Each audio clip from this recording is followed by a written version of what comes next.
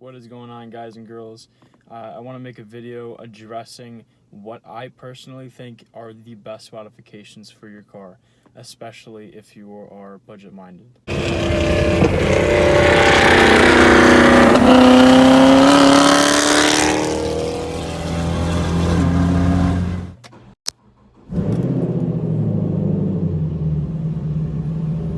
In my opinion, the very first thing that you should do is either a cold air intake or some sort of intake system.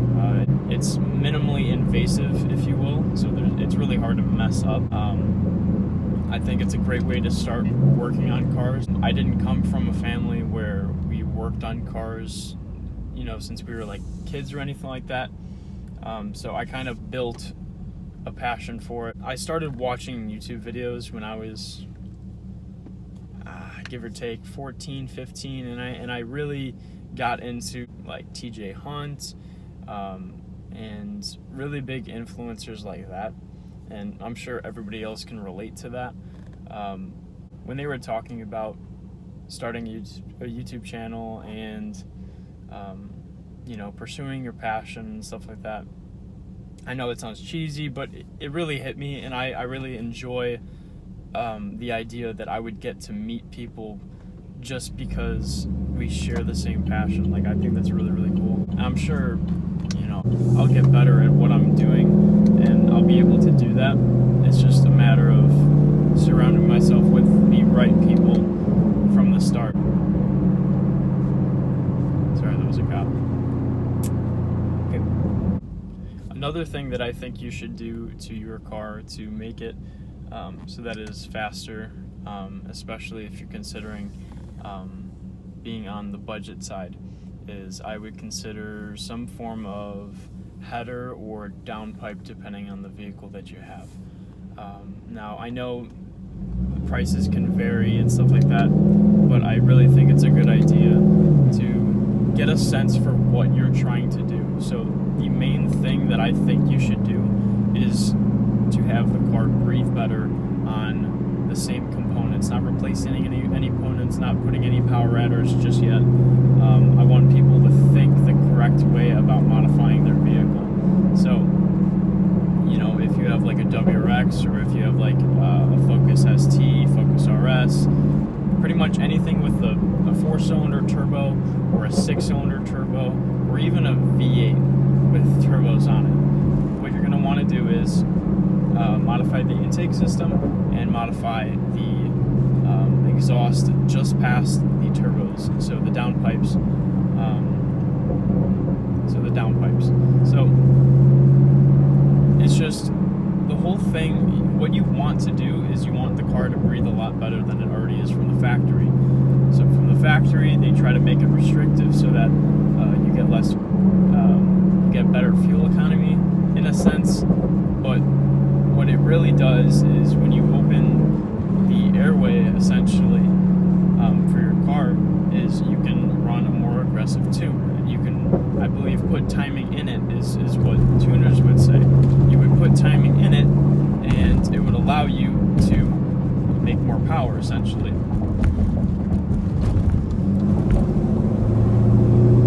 So just from installing the headers on my car, I literally hear a whoosh of air just under me and just in front of me from all the air that's rushing from all 8 cylinders and into the collectors and through the exhaust. It is such a cool feeling because you hear the engine working, and it's really cool to hear all of that going on, and I think all V8s deserve it.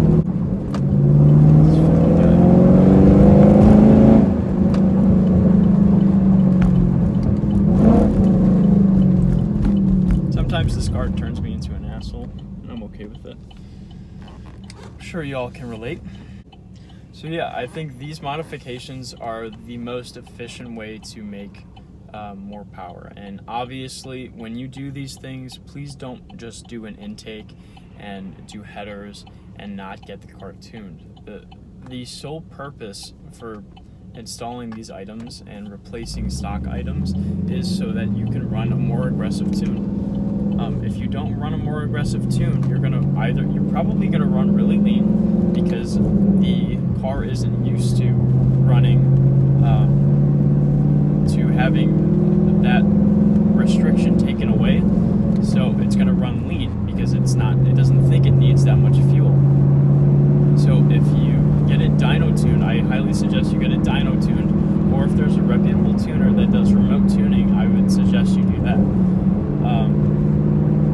The car will dramatically feel different, 100%, especially if it's an automatic, because you get trans tuning, and the transmission will actually be tuned.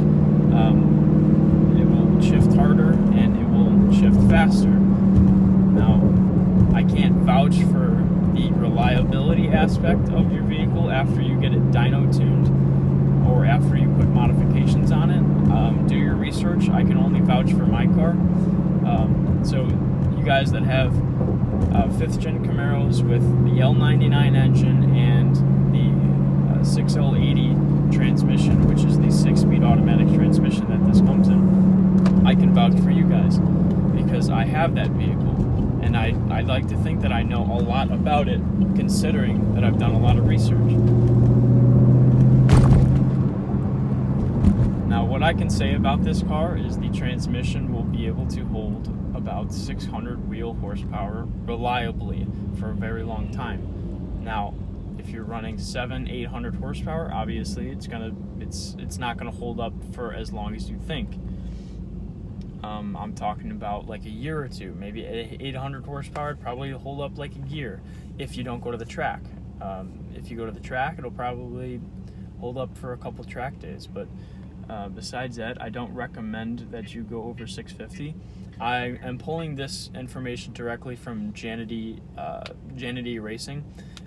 He is a 5th gen, and I believe he tunes a bunch of other cars, but he's a really good, reputable tuner, especially in the Camaro world. So what he does is basically he tunes all these guys. He does remote tuning and stuff like that. I'm not running his tune. I'm just speaking on upon these like forums and stuff like that he is a really reputable tuner, and he said that specifically 650 horsepower is around the reliable range that you're going to want to stay in if you want to keep your stock automatic transmission. Now, if you have a cam, obviously you're going to want a torque converter, because the automatic transmission you don't want the transmission to be bucking and feel bad. You want a torque converter so it's nice and smooth and it will deliver the power a lot better. The driving characteristics will be a lot better as well. Now, for you manual guys, obviously you don't have to worry about a lot of that stuff. The only thing that you have to worry about is clutch.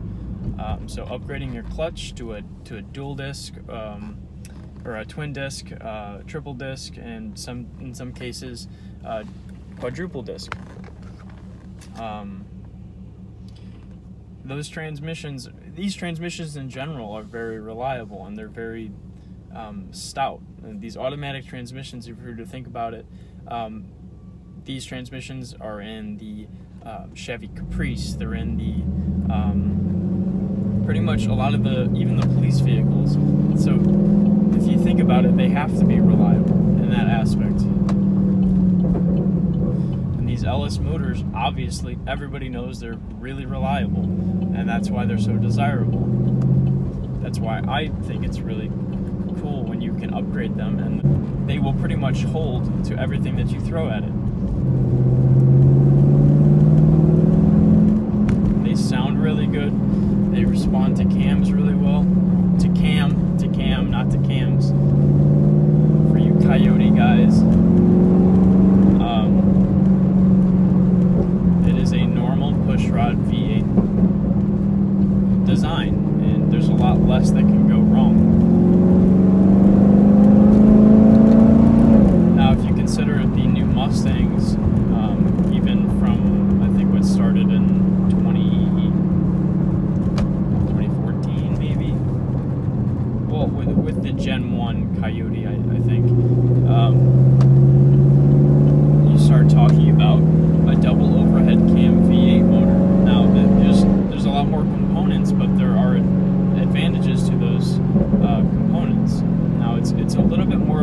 expensive engine to modify, especially if you're considering camshafts.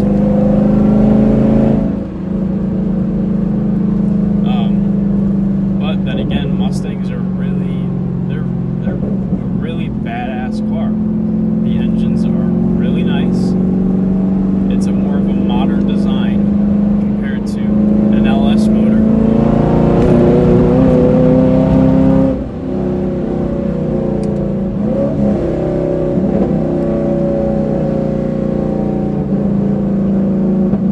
Some of the advantages of having a double overhead cam motor in comparison to a pushrod V8 is the fact that it can rev higher. It can rev higher. It sounds pretty fucking wicked, if you ask me. I'm not saying it sounds better. They both have their advantages, and I think if we can all respect that in the car community. Me personally, I am not one to pretty much diss another one's car. Like, I'm not a die-hard Camaro guy. I'm not a die-hard Ford guy. I'm not a die-hard, Dodge guy. I'm not like that. I like anything that runs, and if you can modify it, by all means modify it, and I can respect it. Personally, I'm not going to say that I would buy one and I would modify it the way you did, but at least I can respect it. The car community, it needs to be, and I'm sure it is already, it's just about finding the right people and finding those people that will help you in this process, and finding the right people that have the same passion as you. If they're doing it for wrong reasons, you'll know right away. They won't modify their car. They'll probably buy a really expensive car that they don't know much about. Guys like me and you that actually care about the car will know about the car, know how much it is, know how much horsepower it has, know what transmission is in it, know what it does in the quarter mile, know everything right off the bat. It's because we're passionate about it. It's because we do it in our free time. It's because we really care about it. Now, I know I'm going on a little bit of a rant, but I typically do these things just because I'm not as used to videoing as some other people might be. Now, I really like videotaping. It kind of gets me thinking clearly instead of just not talking. Like, I'll be in my car, I won't be talking, and I'll just be driving, and I'll be thinking about some random things. Like the other day, I was thinking about my car, and some days I'll think my car is like the fastest thing ever, and then some other days I'll think my car is the slowest piece of shit ever. You'll have those days, and I don't just want to be like the typical car YouTuber. I want to be an inspirational person. Like, I am an inspirational person. I just want to convey that in my videos. And life isn't just about cars, it's about the people you meet and the people that help you out along the way. That's what it's all about. It's about creating those connections and helping people out and being passionate. Alright guys, so if you have any other questions about anything relating to modifying your car, please don't hesitate to comment or send me a DM on Instagram. I will answer everybody's questions on Instagram, so if you DM me, I will definitely get back to you on that. If you have questions regarding, like, should you supercharge your car, should you turbo your car, I can make a separate video on what are the advantages of turbocharging versus supercharging versus centrifugal supercharging as well. I'll give all my feedback on that. I'd like to think that I know a lot about it. If you have any questions regarding, like, what's the advantages of manual transmissions versus automatic transmissions, you can also send that over, and I will make another video on that as well, because I'm always constantly thinking about this stuff, and I'd like to share it with you guys. So if you like this video, please give it a thumbs up. If you want to comment, I would really appreciate that too. Tell me what you think, tell me what you want to see, and we'll go from there. If you guys want to share it with your friends, I'd appreciate that as well, and I will see you in the next one.